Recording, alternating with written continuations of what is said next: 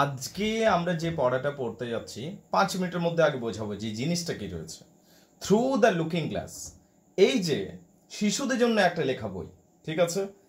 এই বইটি অ্যাপারেন্টলি মানে বাইরে থেকে মনে হবে এটা শিশুদের জন্য লেখা একটি বই, খুব উপভোগ্য বিষয় এবং খুব সহজে বিষয়টাকে বোঝা যায়, খুব মজাদার, শিশুরাও খুব উপভোগ করে, ঠিক আছে। চিলড্রেন ফিকশনের আন্ডারেও পড়ে পুরো বিষয়টা। কিন্তু এই যে বইটিও রয়েছে আমার কাছে, এটা অ্যালিস ইন ওয়ান্ডারল্যান্ড, এইটারই সিকুয়েল, মানে এইটারই দ্বিতীয় ভাগ। এটা দেখো না, যে বইটা যদি তুমি দেখো কিরকম শিশুদের জন্যই লেখা বই একটা, ঠিক আছে, মানে কমিক বুকের আকারে রয়েছে পুরো বইটা, ঠিক আছে। এই যে বইটি রয়েছে এখানে অ্যালিসকেও দেখতে পাচ্ছি আমরা, বুঝতে পারলে কিনা, অ্যালিসকে দেখতে পাচ্ছি। So this is a wonderful and excellent book. কিন্তু এই যে বইটা, এটা বাইরে থেকে যতটা অ্যাপারেন্টলি মানে সহজ সরল শিশুদের উপভোগ্য বলে মনে হয়, এটা কিন্তু আসলে তার থেকে অনেক বেশি জটিল। এবং এই নিয়ে আজও কিন্তু রিসার্চ হচ্ছে বিভিন্ন ইউনিভার্সিটিতে, বহু প্রফেসর, বহু লেকচারার এইটা নিয়ে কত কিছু রিসার্চ করছেন, বুঝতে পারলে। এটার ভেতরে নাকি বেশ কিছু তথ্য রয়েছে, বেশ কিছু এমন কিছু তত্ত্ব রয়েছে যেগুলো হয়তো সাধারণ দৃষ্টিকোণ থেকে বোঝা যায় না, বুঝতে পারলে কিনা। তো যাই হোক, এখন গল্পটা কি রয়েছে সেটা সংক্ষেপে জানবো, এটা 2-4টা কথা আমরা জেনে নেব। পাবলিশ হয়েছে 1871-এ, 1871-এ প্রকাশিত হয়েছে। Original name of the writer আমাদের মনে রাখতে হবে, চার্লস লেটউইজ ডিডসন, ঠিক আছে, ডজসন। মানে এই যে আমরা লুইস ক্যারল বলছি আমরা, এটা কিন্তু আসল নাম নয় বাই দ্য ওয়ে, ঠিক আছে। পেন নেম, এটা একটা পেন নেম ছিল, পেন নেম মানে হচ্ছে ছদ্মনাম, ঠিক আছে। এবারে যদি আমরা বলি যে এই লেখাটা, ঠিক আছে, এটা সিউডোনেমে কেন প্রকাশিত করেছিলেন, ঠিক আছে। তিনি প্রথমবার যখন প্রকাশিত করেছিলেন তিনি সিউডোনেম মানে ছদ্মনামে প্রকাশিত করেছিলেন এই লেখাটাকে, থ্রু দ্য লুকিং গ্লাস। এবং 1856-তে এটা প্রকাশিত হয়। ইনি যে রাইটার যিনি ছিলেন, ইনি একজন লজিশিয়ান ছিলেন, ম্যাথামেটিশিয়ান ছিলেন, ফটোগ্রাফার ছিলেন, রাইটার ছিলেন এবং অক্সফোর্ডের লেকচারার ছিলেন। তারা এত জ্ঞানী গুণী মানুষ ছিলেন ইনি, মানে প্রচন্ড রকম জ্ঞানী গুণী মানুষ। তো তিনি এত একটা সহজ সরল একটা গল্প লিখবেন না, সহজে কিন্তু হজম হচ্ছে না ব্যাপারটা, এটার ভেতরে অনেক কিছু তথ্য থাকে। তো যাই হোক, এই বিষয়টা এখন খুব ডিটেলসে পড়বো আমরা, তখন না হয় সেগুলো আলোচনা। আজ তো সামারি ওয়াইজ বিষয়টাকে বোঝাচ্ছি, তো সহজে বিষয়টাকে বুঝে নেওয়া যাক। Lewis Carroll was deep in one year. একটা ইন্টারেস্টিং ফ্যাক্ট, ও একটা কানে উনি শুনতে পেতেন না, এটা কিন্তু মনে রাখবে। There are few theories of Alice in Wonderland came to be.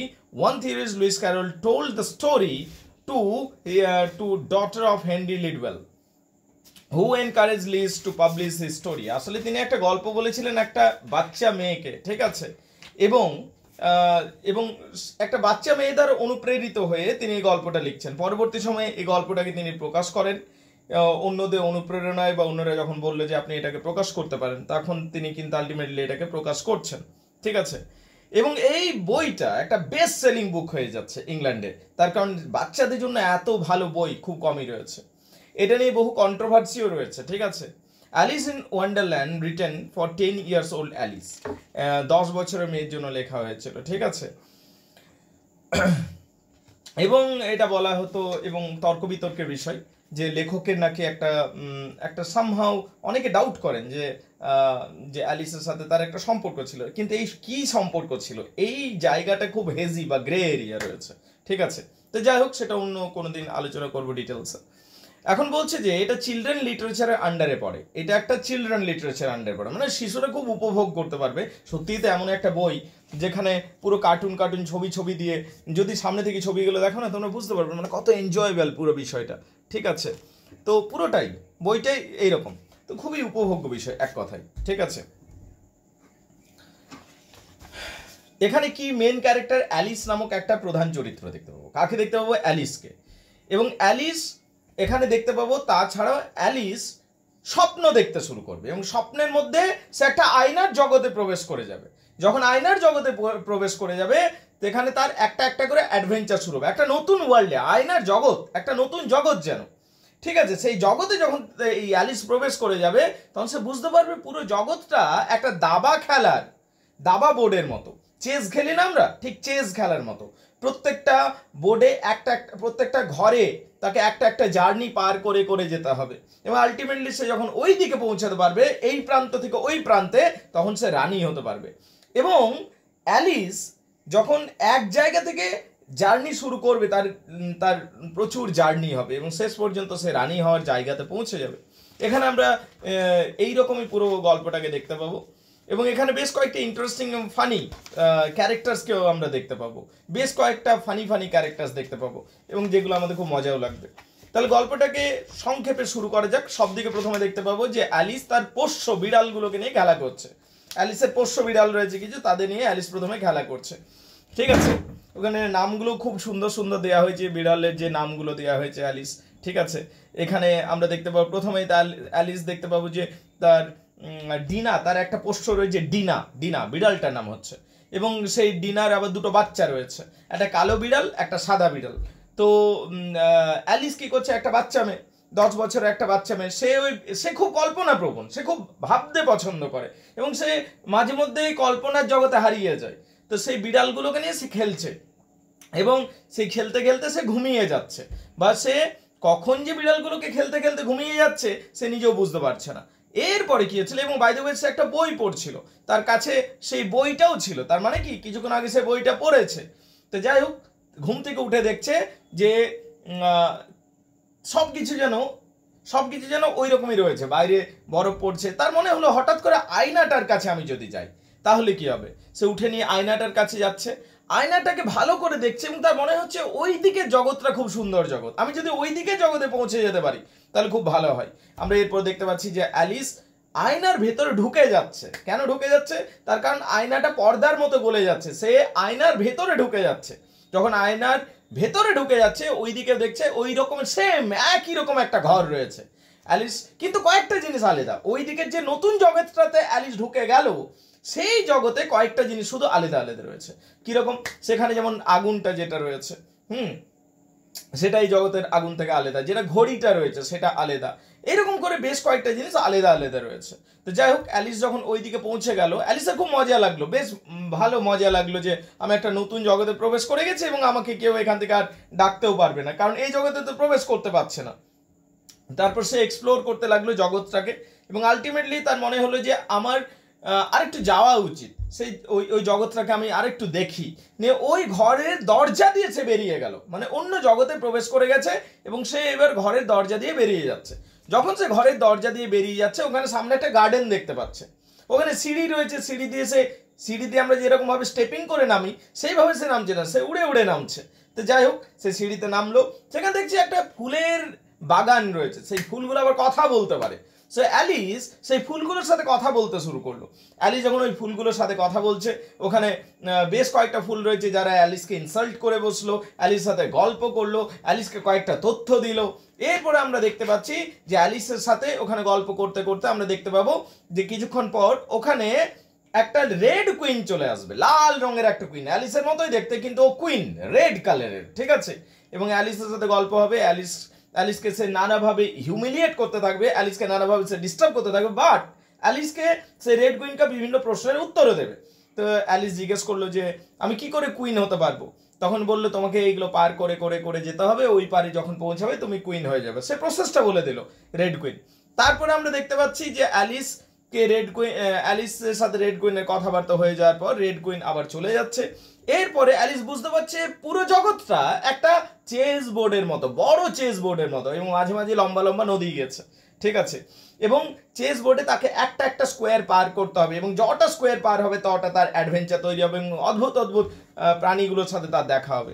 এরপর আমরা দেখতে পাচ্ছি যে অ্যালিসের নেক্সট জার্নি শুরু হয়ে যাচ্ছে হঠাৎ করে, কারণ পুরোটাই সে স্বপ্ন দেখছে, ঘুমের মধ্যে হচ্ছে না, তো স্বপ্নের মধ্যে তার একটা নেক্সট জার্নি শুরু হয়ে যাচ্ছে। আমরা এখানে কি দেখতে পাচ্ছি যে অদ্ভুতভাবে হঠাৎ দেখতে পাচ্ছি অ্যালিস কি করছে, অ্যালিস একটা ট্রেনের মধ্যে রয়েছে। কিসের মধ্যে রয়েছে? ট্রেন। এবং সেই ট্রেনের মধ্যে সে হঠাৎ করে সে কি করে ট্রেনে এলো কি বুঝতে পার, আরে স্বপ্ন তো সেটাই, ননসেন্স লিটারেচার আর কি, বুঝতে পারলে কিনা? স্বপ্নের মধ্যে তুমি স্বপ্ন তো ওই রকমের দেখো, এই ট্রেনে আছো, হঠাৎ করে ফুলের বাগানে চলে গেলে, ফুলের বাগান থেকে হঠাৎ করে সমুদ্রে জল ঘাটছো, আবার সেখান থেকে বাড়ির ছাদে বসে নিয়ে গল্প করছো বন্ধুর সাথে, এইরকম স্বপ্ন তো ওই রকমই হয়। ঠিক সেই রকমও অ্যালিসও এখানে দেখতে পেলো যে অ্যালিস একটা ট্রেনে বসে আছে এবং ট্রেনের চারিদিকে সে দেখলো পুরো প্যাসেঞ্জার্স বসে আছে, যাত্রীরা বসে আছে ওখানে। সেই যাত্রীগুলোকে সে তাকিয়ে তাকিয়ে দেখলো কে কে বসে আছে। একটা পেপারের ড্রেস পরা লোক বসে আছে, একটা রামছাগল বসে আছে, ঠিক আছে, ওখানে বিভিন্ন লোকজন, অদ্ভুত অদ্ভুত সব প্রাণীগুলো বসে আছে এবং তাদের মধ্যে অ্যালিসও বসে আছে। হঠাৎ করে টিটি এলেন এবং টিটি বললেন টিকিট টিকিট টিকিট দাও। অ্যালিস তো টিকিট কাটেনি, অ্যালিস বললো যে আমি টিকিট কাটেনি।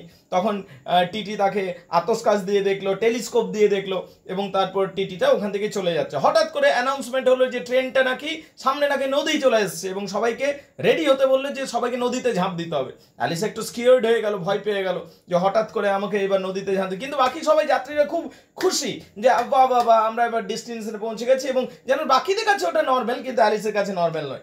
এরপর সত্যিই আমরা দেখতে পেলাম হঠাৎ করে ট্রেন যেন হঠাৎ করে থেমে গেল, সব এলোমেলো হয়ে গেল এবং অ্যালিস যেন একটা নতুন স্কোয়ারে চলে এলো। এইভাবে অ্যালিসের একটা জার্নি শেষ হলো। এবার অ্যালিস আরেকটা জার্নি শুরু হলো। এখানে যখন আমরা দেখতে পাচ্ছি এটা একটা ফরেস্টে পৌঁছে গেছে অ্যালিস। এই ফরেস্টটা এমনই ফরেস্ট, এটা ভুলোমনা জঙ্গলের ফরেস্ট, মানে যেই ঢুকবে সে নিজের নাম অস্তিত্ব সবকিছু ভুলে যাবে। অ্যালিস নিজের নামটাও ভুলে যাচ্ছে এবং অ্যালিস এখানে হাঁটতে হাঁটতে কি করছে, অ্যালিসকে আমরা এখানে দেখতে পাবো যে অ্যালিস এখানে হাঁটতে হাঁটতে চলতে শুরু করবে। এখানে বাই দ্য ওয়ে অ্যালিসের একটা ছোট্ট বন্ধুও হবে, ঠিক আছে, যে ট্রেন থেকে অ্যালিসের সাথে জুড়ে থাকবে। এখানে একটা মশা থাকবে, বুঝতে পারলে, সে চিকেনের মতো বড় মশা। সেই মশাটা অ্যালিসের সাথে গল্প করতে থাকবে এবং অ্যালিসকে বিভিন্ন ব্যাড জোকস করতে হবে, যেটাতে অ্যালিসের মজা তো লাগবেই না, বরং অ্যালিস বিরক্ত বোধ করবে। হঠাৎ করে অ্যালিস হাঁটতে শুরু করে ওই জঙ্গলের মধ্যে চলতে শুরু করবে। এখানে আমরা দেখতে পাবো যে অ্যালিস যখন এই জঙ্গলে চলতে শুরু করবে, হঠাৎ করে একটা ফন মানে হরিণের সাথে দেখা হবে এবং সেই হরিণটাও অ্যালিসের সাথে স্বাভাবিকভাবে গল্প করতে থাকবে। অ্যালিসও হরিণের সাথে স্বাভাবিক গল্প করতে থাকবে। কেন? তার কারণ হচ্ছে হরিণও ভুলে গেছে সে হরিণ, অ্যালিসও ভুলে গেছে সে অ্যালিস। যখন এদের মধ্যে গল্প হতে থাকবে, হঠাৎ করে জঙ্গল শেষের দিকে যাবে, তখন অ্যালিসের মনে পড়ে যাবে ও আমি তো একজন মানুষ, এবং হরিণটারও মনে পড়ে যাবে ও আমি তো হরিণ। তখন হরিণটা দৌড়ে ভয়ে পালাবে। এইভাবে তার আরো একটি জার্নি কমপ্লিট হবে। এইভাবে আমরা দেখতে পাবো জটা তার স্কোয়ার একটা করে এইভাবে তার একটা জার্নি কমপ্লিট হতে থাকবে। তাহলে এইভাবে আমরা চ্যাপ্টার 3 পর্যন্ত গেলাম। এরপরে আমরা আসছি চ্যাপ্টার 4। চ্যাপ্টার 4-এ আমরা কি দেখতে পাবো? অ্যালিস আবার সেই জঙ্গল থেকে বেরিয়ে এলো, যেখানে সে আগে চ্যাপ্টার আমরা দেখলাম যে জঙ্গলের বিভিন্ন পশু প্রাণীর সাথে তার গল্প হলো। ওখানে ফড়িং থেকে শুরু করে বিভিন্ন ইনসেক্টের সাথে গল্প হবে এবং একটা হরিণের বাচ্চার সাথে গল্প হবে। সেখান থেকে সে বেরিয়ে এলো, যখন সে আবার চলতে জঙ্গল থেকে বেরিয়েছে, আবার একটা জঙ্গল দেখতে পেয়েছে। সেখানে সে একটা রাস্তা দেখতে পেয়েছে, যে রাস্তায় লেখা আছে টুডলে ডাম টুডলে ডি। সে একটু অদ্ভুতভাবে তাকিয়ে রইলো যে কার কাছে যাব। এগিয়ে যেতে দেখলো যে দুটো লোক দাঁড়িয়ে আছে, এইরকম হচ্ছে ক্যারেক্টারগুলো দেখতে, বুঝতে পারলে কি না? টুডলে ডাম টুডলে দি, দুটো যমজ ভাই, বুঝতে পারলে কিনা? তো এরা দাঁড়িয়ে আছে, অ্যালিস ওদের সাথে গল্প করলো। এই টুডলে ডাম টুডলে ডি দুটো মজাদার যমজ ক্যারেক্টার। এই টুডলে ডাম এবং টুডলে ডির সাথে অ্যালিস অনেকক্ষণ গল্প করলো, ওদের সাথে নাচ করলো, গান করলো। এবার টুডলে ডাম টুডলে ডি ছোট ছোট জিনিস নিয়ে খুব ঝামেলা করে এবং একটা ছোট জিনিস, একটা ঝুনঝুনি, সে বাচ্চাদের ঝুনঝুনি থাকে না, সে বাচ্চাদের ঝুনঝুনি নিয়ে এদের মধ্যে ঝামেলা হয়ে গেল। টুডলে ডাম এবং টুডলে ডি বললো চলো আমরা এবার লড়াই করবো। তো একজন ঢাল তরোয়াল পুরো একদম নাইটের বেশে, যোদ্ধার বেশে চলে এলো। আরেকজনের কাছে ঢাল তরোয়াল কিছুই নেই। তখন তাকে বললো টুডলে ডাম টুডলে ডির মধ্যে যে লড়াই হচ্ছে, ও তোর কাছে কিছু নেই, নে তুই ছাতা নে। লেপ তোষক বেঁধে দিল ওর সারা গায়ে আর ওকে ছাতা দিয়ে দিল। মানে একজন আছে ঢাল তরোয়াল নাইটসের মতো পুরো, আর একজন লেপ তোষক ছাতা এগুলো নেই, লড়াই হবে। হঠাৎ করে একটা কালো কাক, অ্যালিস এবার আটকানোর চেষ্টা করছে, বোঝানোর চেষ্টা করছে যে ঝামেলা করার কিছু নেই, কিন্তু ওরা শুনবে না। এবার এখানে দেখতে পেলাম যে হঠাৎ করে একটা কালো কাক উড়ে আসছে এবং যখন কালো কাক উড়ে আসছে তখন এরা লুকিয়ে পড়ছে। এই টুডলে ডাম টুডলে ডি নিজেদের ঝামেলা ভুলে গিয়ে লুকিয়ে যাচ্ছে। তো এইভাবে এই চ্যাপ্টার 4টাকে আমরা দেখতে পাবো। আমি মূল কথাগুলো বলছি, ঠিক আছে? এরপর আমরা চ্যাপ্টার 5-এ যদি আসি, দেখতে পেলাম যে পরের স্কোয়ারে চলে আসছে অ্যালিস। এখানে দেখতে পেলাম একটা প্রচন্ড ঝড় হচ্ছে এবং সেই ঝড়ের মধ্যে একটা কোথা থেকে নোংরা সাদা শাল উড়ে আসছে। অ্যালিস সেটা ধরে নিচ্ছে এবং দেখলাম তার পিছনে একটা সাদা রানী ছুটে আসছে। আমরা রেড কুইনকে পেয়েছিলাম, এবার হোয়াইট কুইনকে পাচ্ছি। হোয়াইট কুইন বড়ই এলোমেলো, ঠিক আছে, ওর চুলগুলো এলোমেলো হয়ে আছে, ড্রেসগুলো এলোমেলো, তার কাছে তার ড্রেসটাও সে ঠিক করে ধরতে পারে না, সে ড্রেসটা ছুটে উড়ে পালাচ্ছে। তো অ্যালিস ধরলো, অ্যালিস গিয়ে পর তাকে শালটা ভালো করে লাগিয়ে দিল। তখন হোয়াইট কুইন বলছে, আচ্ছা অ্যালিস, তুমি এক কাজ করো, তুমি আমার সার্ভেন্ট হয়ে যাও। অ্যালিস বলছে, না আমি সার্ভেন্ট হতে চাই না, আমি কেন সার্ভেন্ট হবো? ঠিক আছে, আরে আমি তোমাকে জ্যাম দেবো, জ্যাম খেতে দেবো এবং পাউরুটি খেতে দেবো। না আমার জ্যাম ভালো লাগে না, পাউরুটি না, ঠিক আছে 3 দিনে একবার করে দেবো, ঠিক আছে। কিন্তু এইভাবে তাকে জব অফার করছে, কিন্তু অ্যালিস বললো না আমি সার্ভেন্ট হতে চাই না। এরপর হঠাৎ এরকম গল্প করতে করতে সে হঠাৎ করে দেখলাম আমি নদীতে চলে যাচ্ছি, একটা একটা দোকানে চলে এসেছি, এবং সেই দোকানে কি একটা ভেড়া বসে আছে, ল্যাম্প বসে আছে কাউন্টারে, এবং অ্যালিস যেন কিছু কিনতে এসছে দোকানটাতে। সেই দোকানে বহু জিনিস আছে, কিন্তু যেদিকেই তাকাচ্ছে জিনিসগুলো ওলট পালট করে এলোমেলোভাবে ঘুরছে সব কিছু। অ্যালিস ভাবলো যে কিয়েই কিনবো। হঠাৎ করে সেই ল্যাম্পটার সাথে গল্প করতে করতে হঠাৎ দেখলো সে নদী হয়ে গেছে, স্বপ্ন অমনিই হয়, নদী হয়ে গেছে এবং সে একটা নৌকার মধ্যে আছে, এবং কেউ দাঁড় টানছে এবং অ্যালিস এখানে বসে আছে। অ্যালিস ওখানে বিভিন্ন ফুল দেখতে পেলো, কিন্তু ফুলগুলোর গন্ধ নেই, স্বপ্নের মধ্যে ফুলের গন্ধ থাকে না, ঠিক আছে। এবং আমরা দেখতে পাচ্ছি যে অ্যালিস আবার সেই দোকানটাতে চলে আসছে। এইভাবে তার আরও একটি জার্নি কমপ্লিট হচ্ছে। এইভাবে আমরা দেখতে পাচ্ছি চ্যাপ্টার 5-এ অ্যালিসের জার্নি কমপ্লিট হচ্ছে। Sorry for this. এরপরে আমরা দেখতে পাচ্ছি চ্যাপ্টার 6 যদি আসে, এখানে আমরা হাম্পি ডাম্পিকে দেখতে পাবো। হাম্পি ডাম্পিকে আমরা ছোটবেলাতে পড়েছিলাম। সে হাম্পি ডাম্পি একটা ডিমের মতো একটা মানুষ, যার যার দেহ মাথাটাই সব কিছু এবং সরু সরু হাত পা রয়েছে। সে হাম্পি ডাম্পির সাথে অ্যালিসে দেখা হচ্ছে, অ্যালিসকে হাম্পি ডাম্পি বিভিন্ন প্রশ্ন করছে। এই ছবিটাও দেখে নাও একবার, খুব মজা লাগবে। এইটা হচ্ছে হাম্পি ডাম্পির ছবি, বুঝতে পারলি কিনা, হাম্পি ডাম্পির ছবি। তো অ্যালিসের সাথে সে হাম্পি ডাম্পি দেখা হচ্ছে, এবং হাম্পি ডাম্পি কি করছে, হাম্পি ডাম্পি তাকে বিভিন্ন মজাদার প্রশ্ন করছে, ইভেন তাকে ইনসাল্ট করছে অ্যালিস যখন উত্তর দিতে পারছে না। ইভেন অ্যালিস যখন উত্তর দিচ্ছে তার ভুলভাল ব্যাখ্যা করছে হাম্পি ডাম্পি। হাম্পি ডাম্পিকে শেষ পর্যন্ত অ্যালিস বলছে যে তুমি ওখান থেকে পড়ে যাবে। হাম্পি ডাম্পি ওই সরু দেয়ালের উপর বসেছে, বলছে না আমাকে মহারাজা বলেছে আমি যদি পড়েও যাই রাজার সমস্ত সৈনিকরা এসে মিলে আমাকে আবার দাঁড় করাবে। কবিতাটা বাইদে ওই হাম্পি ডাম্পি কবিতাটা সেটাই ছিল কিন্তু, ঠিক আছে, যে হাম্পি ডাম্পির ছোটবেলাকার যে কবিতাটা ছিল, যে হাম্পি ডাম্পি দেওয়ালে বসেছিল, পড়ে গেছিল, রাজার সমস্ত সৈনিকরা মিলেও তাকে দেওয়ালে বসাতে পারেনি। এবং হাম্পি ডাম্পির সাথে এরকম কথা বলে যখন অ্যালিস যাচ্ছে, দেখলো হাম্পি ডাম্পি সত্যিই দেওয়াল থেকে পড়ে গেল এবং রাজার সৈনিকরা ছুটে এলো, কিন্তু কেউ তাকে দেওয়ালটাতে আর বসাতে পারলো না। এই জিনিসটা আমরা দেখতে পাবো। এরপর কি দেখতে পাবো, চ্যাপ্টার 7-এ যদি আসি আমরা, এখানে the lion and the unicorn দেখতে পাবো। এখানে একটা সিংহ এবং একটা ইউনিকর্ন লড়াই করছে। কিসের জন্য, যে কে সিংহাসন পাবে, এদের মধ্যে দুজনের মধ্যে লড়াই হচ্ছে। আর যে বর্তমান রাজা সে গম্ভীরভাবে দেখছে যে কে লড়াই হবে, যেই জিতুক তার তো কিছু খুশি হওয়ার নয়, কারণ তার সিংহাসন যাবে। তো মাঝে মাঝে তার ব্রেক নিচ্ছে, ফানি ওয়েতে গল্প করছে, এবং আমরা দেখতে পাচ্ছি একটা দূত আসছে, এবং আমরা দেখতে পাচ্ছি যে অ্যালিসও মাঝখানে এদের মাঝখানে চলে আসছে। সো এইভাবে আমরা দেখতে পাচ্ছি চ্যাপ্টার 7 হচ্ছে। এটাও বেশ মজাদার একটা বলতে পারো এপিসোড। এরপরে হঠাৎ করে আমরা দেখতে পাচ্ছি যে অ্যালিস একটা নতুন জার্নিতে পৌঁছে যাতে, কারণ নতুন স্কোয়ারে চলে আসছে। এখানে দেখতে পাচ্ছি অ্যালিসের সাথে একটা হোয়াইট নাইটের দেখা হচ্ছে। হোয়াইট নাইট সাদা যোদ্ধা, এবং সাদা যোদ্ধাটা বড় ভুলো মনা মানুষ, ঠিক আছে। সাদা যোদ্ধার সাথে অ্যালিসের দেখা হচ্ছে। হঠাৎ করে একটা লাল যোদ্ধা আসছে, এবং সাদা যোদ্ধা এবং লাল যোদ্ধার মধ্যে লড়াই হচ্ছে, এবং আলটিমেটলি আমরা এখানে দেখতে পাচ্ছি যে সাদা যোদ্ধা উইন করছে, এবং অ্যালিসকে বলছে অ্যালিস আমি তোমার জীবন বাঁচালাম, ওই লাল যোদ্ধা নইলে তোমাকে বন্দি বানিয়ে নিয়ে যেত। এরপর অ্যালিস সাদা যোদ্ধার সাথে যাচ্ছে। খুব ফানি ক্যারেক্টার এখানে, ওই সাদা যোদ্ধাই বলে যে লাল যোদ্ধাই বলে, এগুলো খুবই ফানি ক্যারেক্টার, বুঝতে পারলি কিনা। তো আমরা এখানে দেখতে পাচ্ছি যে অ্যালিস সেই সাদা যোদ্ধাটার সাথে যাচ্ছে, but he is a very funny character. ও ঘোড়ায় চাপবে কি, একবার চাপছে তো 10 বার পড়ছে এইরকম, এবং শেষ পর্যন্ত গর্তেও ঢুকে গেল, অ্যালিস তাকে পা ধরে টেনে তুললো। এইরকমভাবে ফানি সব ক্যারেক্টারসগুলো রয়েছে।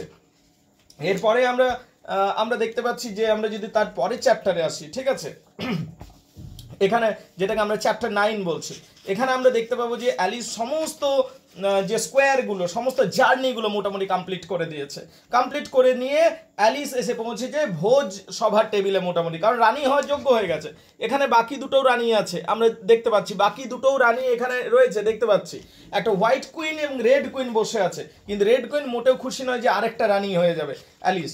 তো তখন কি হচ্ছে, অ্যালিসকে বিভিন্নভাবে বিরক্ত করছে এবং হঠাৎ করে আমরা দেখতে পাচ্ছি টেবিলে বিভিন্ন লোকজন চলে এসছে যারা সবাই উপস্থিত অ্যালিসের রানী হওয়ার জন্য। এখানে খাবারগুলো বিভিন্ন কথা বলতে শুরু করছে, ঠিক আছে, কারণ স্বপ্নে অমনিই হয়, ঠিক আছে। এবং আলটিমেটলি এই যে ভোজ সভাটা হচ্ছে, এখানে অ্যালিস এতটাই রেগে যাচ্ছে শেষ পর্যন্ত যে অ্যালিস লণ্ডভণ্ড করে দিচ্ছে সব কিছু।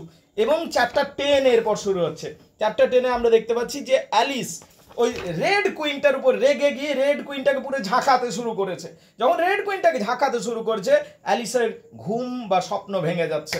অ্যালিস তখন দেখছে যে কালো বিড়ালটাকে ধরে সে ঝাঁকাচ্ছিল। So this is the story. এইভাবে অ্যালিস পুনরায় তার স্বপ্নের জগতে ফিরে আসছে। এরপর এটা হলো চ্যাপ্টার 10। চ্যাপ্টার 11-এ যদি আসি, সেখানে এক লাইনের চ্যাপ্টার, তুমি ভাবো কি অদ্ভুত বিষয়, এক লাইনের চ্যাপ্টার, ব্যাস এইটুকুই চ্যাপ্টারটা। চ্যাপ্টার 11 শেষ, এইটুকুই। তো চ্যাপ্টার 11 যেটা না, খুবই ছোট চ্যাপ্টার। এখানে কি, and it really was a kitten after all, ব্যাস এইটুকুই হচ্ছে চ্যাপ্টার 11। তো চ্যাপ্টার 11 ব্যাস এইটুকুই রয়েছে, এখানে আর বিশেষ কিছু বলবার নেই। এরপর হচ্ছে চ্যাপ্টার 12, এবং চ্যাপ্টার 12 হলো লাস্ট চ্যাপ্টার, বুঝতে পারলে। এখানে সে অ্যালিস যেন সেই তার নিজের বিড়াল বাচ্চাগুলোর সাথে গল্প করতে শুরু করছে। And thus the story ends with a beautiful poem. এইভাবে পুরো গল্পটা কমপ্লিট হচ্ছে। Hopefully you have got a fair idea about this Through the Looking Glass. তবে প্রথমে অ্যালিস ইন ওয়ান্ডারল্যান্ড বের হয়েছিল, তারপরে বের হয়েছিল through the Looking glass. Summary wise মোটামুটিভাবে খুব সংক্ষেপে বলার চেষ্টা করলাম। আশা করি পুরো বিষয়টা তোমরা বুঝতে পেরে গেছো। Thank you guys. তাহলে এইটা ছিল থ্রু দ্য লুকিং গ্লাস সামারিটা। খুব সংক্ষেপে বললাম, কারণ ডিটেলসে অনেক বড় হয়, তবু 20 মিনিটের মতো লেগে গেল। তবে পরীক্ষার দৃষ্টিকোণ থেকে যারা ক্যালকাটা ইউনিভার্সিটি রয়েছে, সেমিস্টার 4-এ রয়েছে, তাদের জন্য এটা সাফিসিয়েন্ট, মানে সামারি ওয়াইজ জানাটা। এরপর যে গুরুত্বপূর্ণ প্রশ্নগুলো রয়েছে সেগুলো দেবো, এবং সেইগুলো যদি করে যাও পরীক্ষাতে সেখান থেকেই আসবে, একটাও এইদিক ওইদিক হবে না, বুঝতে পারলে কিনা। বাই দ্য ওয়ে, যারা ক্যালকাটা ইউনিভার্সিটিতে পড়ছো, সেমিস্টার 1-এ ভর্তি হয়েছে বা সেমিস্টার 4-এ, এটা যদিও সেমিস্টার 4-এর জন্য বানাচ্ছে, আমাদের অনলাইন টিউশনে যদি জুড়তে চাইছো তাহলে অবশ্যই আমাদের সাথে জুড়ে যেতে পারো। A lot of students are enjoying the class and learning a lot. Notes তো রয়েছে, নোটস তো পাবেই, পড়াগুলোকেও ডিটেলসে বুঝতে হবে, সেইগুলো আমি বুঝিয়ে দেবো। তো যদি চাও অনলাইনে জুড়তে, yes you can join us. Phone number share করছি 8926939467। আবার বলছি 8926939467। আরেকবার বললাম 8926939467। তোমরা চাইলে আমাদের হোয়াটসঅ্যাপ গ্রুপে জুড়ে যেতে পারো, and you will enjoy a lot. Thank you very much indeed guys.